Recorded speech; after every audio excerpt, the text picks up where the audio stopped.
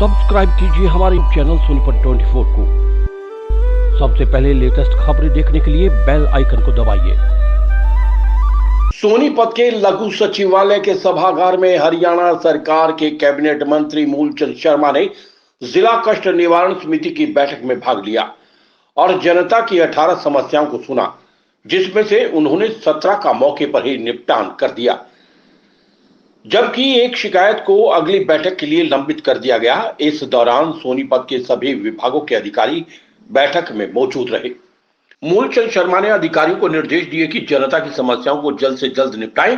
मूलचंद शर्मा ने भूपेंद्र सिंह हुड्डा के कांग्रेस सरकार बनने पर 4 उप मुख्यमंत्री और उनमें से एक ब्राह्मण समाज का उप मुख्यमंत्री बनाने के दावे पर बोलते हुए कहा कि भूपेंद्र सिंह हुड्डा पूर्व में मुख्यमंत्री रहे हैं और देश की राजनीति से काफी लंबे समय से जुड़े हुए हैं। उनको यह लग रहा है कि 4 जातियों से प्रदेश की सरकार बनेगी और हरियाणा में 13 मंत्रियों का कोटा है। हमें नहीं पता कि उनके पास कौन सा गणित है। वहीं उन्होंने कहा कि भूपेंद्र सिंह हुड्डा ही बता दें कि मुख्यमंत्री कौन बनेगा और उप मुख्यमंत्री कौन बनेंगे।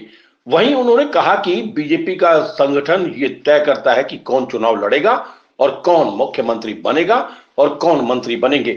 उन्होंने कांग्रेस की गुटबाजी पर भी चुटकी ले डाली। आज टोटल शिकायत 18 थी, जिनमें से 17 का हम निवारण किया है, एक पेंडिंग बाकी है, बाकी 17 का हमने निवारण किया है। सर, भूपेंद्र सिंह हुड्डा ने दावा किया है कि हम 4 डिप्टी सीएम है वो बनाएंगे कांग्रेस सरकार आने पर, और उनमें से एक डिप्टी सीएम ब्राह्मण समाज से होगा। इस पर आपकी क्या प्रतिक्रिया है? नहीं, मेरा चौधरी भूपेंद्र हुड्डा जी बड़े नेता हैं, पूर्व में मुख्यमंत्री रहे हैं, सांसद रहे हैं और केंद्र में बहुत लंबे समय तक राजनीति की है। क्या चौधरी भूपेंद्र हुड्डा को अधिकार है डिप्टी सीएम का कहने का, या आदमी व्यक्ति बनाता है या संगठन बनाता है? मुझे तो ये जानकारी नहीं। पहले तो ये बता दें, चौधरी भूपेंद्र हुड्डा को कोई पावर दी हो, भाई आप डिप्टी सीएम बनाएंगे, और हम चाहते हैं कि हरियाणा में 14 मंत्री बनते हैं, एक चीफ मिनिस्टर, 13 अदर्स, जो कोटा है। हम क्या 13 बनाए? मैं सभी को बनाए, पर 4 जातियों से प्रदेश थोड़ी चलेगा। इसमें तो सैकड़ों जातियां हैं, सबको बनाए, सबका अधिकार है। अरे ये बता दो मुख्यमंत्री कौन बनेगा, उसका बता दे। ये बता दे मुख्यमंत्री, बता दे कौन बनेगा। अब सब कुछ क्लियर कर रहे हैं चौधरी साहब, तो ये बताते हैं ये डिप्टी सीएम बनेगा, ये मुख्यमंत्री बनेगा, ये फलाना बनेगा, और कौन से नहीं बनेंगे उनका बता दें। भाई ये बनेंगे, बाद बनेंगे, या 6 महीने को टर्नओवर रखे हो, 6 महीना बाद कोई हरियाणा का नया कानून लिखाओ। हमने तो आज तक सुना नहीं जिस तरह से हरियाणा में ये इस तरह के जो हालात हैं, जब सब कुछ लुट जाता है। ये सब कुछ जब लुट जाता है, जब आदमी को याद आती है जाति, धर्म और मजहब, उनकी बात करते हैं। और भारतीय जनता पार्टी दुनिया की सबसे बड़ी पार्टी है। इसी में यही है कि कौन प्रधान बन जाए, कौन मुख्यमंत्री बन जाए, कौन प्रदेश अध्यक्ष बन जाए, कौन उप मुख्यमंत्री बन जाए, ये भारतीय जनता पार्टी में है। इसकी कोई नहीं कल्पना कर सकता कौन एमएलए बन जाए। उसे आने के 52 वर्ष कांग्रेस से राज किया देश पे। आप ये तो पूछे गरीब अंतिम व्यक्ति के साथ क्या हुआ? अंतिम व्यक्ति आज भी रुक रहा है। भारतीय जनता पार्टी जिसने अंतिम व्यक्ति, गरीब व्यक्ति जो अंतिम कड़ी में खड़ा है, पूछा नहीं करता था। जो राजीव गांधी ने कहा था हम 100 रुपये भेजते, 15 पैसे जाते हैं, ये भारतीय जनता पार्टी 100 रुपये भेजते, 100 रुपये व्यक्ति तक, गरीब व्यक्ति तक जाने का काम करता है। ये बड़ा फर्क है।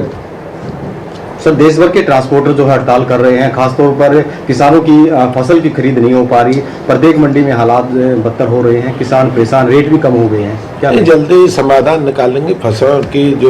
जो अपने आड़ती हैं या जो एक्सपोर्टर हैं, उन सबका क्या है कि रास्ता निकलेगा, जल्दी उसके लिए किस तरह की समस्या आ जाती है आपस में, कहीं सेलर वालों की दूसरी समस्या है, जल्दी उसका रास्ता लगे और मुख्यमंत्री स्वयं लगे। सर, आपकी सरकार जिस प्रकार से सिटी का एग्जाम है अब होने वाला है, तो काफ़ी अच्छे प्रयास चल रहे हैं कि बच्चों को सुविधाएं मिलें और काफ़ी अच्छी सुविधाएं, किस प्रकार के प्रयास रहते हैं? आदरणीय प्रदेश के मुख्यमंत्री मनोहर लाल ने 21 और 22 पूरे हरियाणा में हरियाणा रोडवेज की बसें रहेंगी, और हरियाणा रोडवेज की बसें पूरे हरियाणा में जो भी अपने कार्ड हैं एडमिट कार्ड दिखाएगा फ्री जाएगा।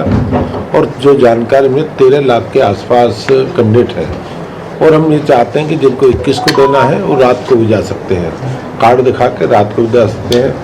और क्या है कि जैसे जैसे उनका 21 और 22 को हम पूरे हरियाणा में जितने भी अपनी हरियाणा रोडवेज की बस हैं या दूसरे उनके फेरे भी फालतू करेंगे, जहाँ 4 चक्कर हैं 5 लगाएंगे, 5 हैं वहाँ 6 लगाएंगे। ये कि उसके हम जो फेरों की स्पीड भी तेज करने का काम करेंगे। मंत्री जी, नई बसें आई हैं, एसी बसें भी डिब्बों में शामिल हो रही हैं, लेकिन एक बड़ी समस्या यहाँ पे ये आ रही है कि अभी चालकों की कमी हो गई है।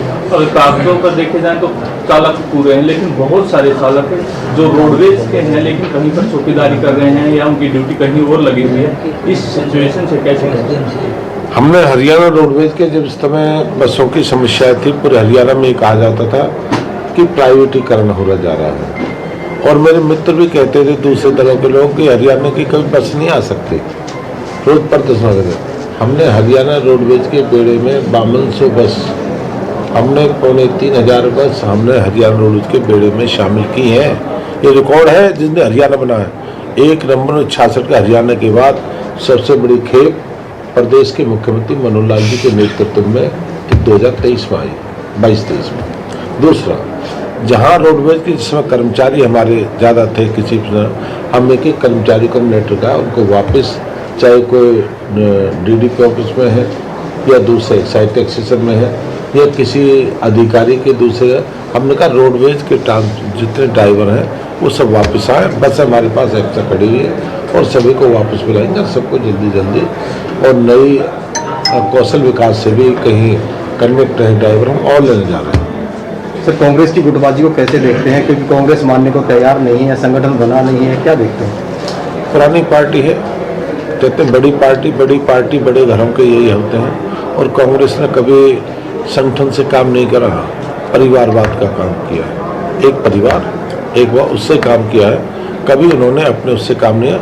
और संगठन से उन्हें क्या लेना देना, पुरानी परंपरा है। सर, भारतीय जनता पार्टी के साथ गठबंधन में सरकार चला रही है जननायक जनता पार्टी। राजस्थान में चुनाव है, वहाँ पर कयास लगाए जा रहे थे कि गठबंधन में चुनाव है वो लड़ सकते हैं, लेकिन वहाँ पर गठबंधन नहीं हुआ। क्या हरियाणा में भी उनके साथ गठबंधन नहीं होगा? हमारा हरियाणा का गठबंधन है, देश का गठबंधन है। बीजेपी का जेजेपी का गठबंधन हरियाणा में है और हरियाणा में हम सरकार चला रहे हैं। सरकार का हमारा गठबंधन है, सरकार चलाने का गठबंधन है, दूसरा गठबंधन नहीं है। वो संगठन तय करता हमारा। सर, किसान गन्ना समर्थन मूल्य बढ़ाने की मांग कर रहे हैं। अभी सोनीपत में भी धरना चल रहा है, वो अपना मांग पत्र भी सौंपेंगे। उसको लेके प्रदेश सरकार की तरफ से है कुछ ऐसा कि गन्ने का समर्थन मूल्य बढ़ाया जाएगा? सबसे भारत में हमारा गन्ने के मूल्य में हमारा दूसरा नंबर है हमारे स्टेट का। इससे ज़्यादा गन्ना का रेट कहीं नहीं है। और हमारी सरकार ने गन्ने का, गेहूं का, तिलहन का, सरसों का रेट हम नहीं बढ़ाया है।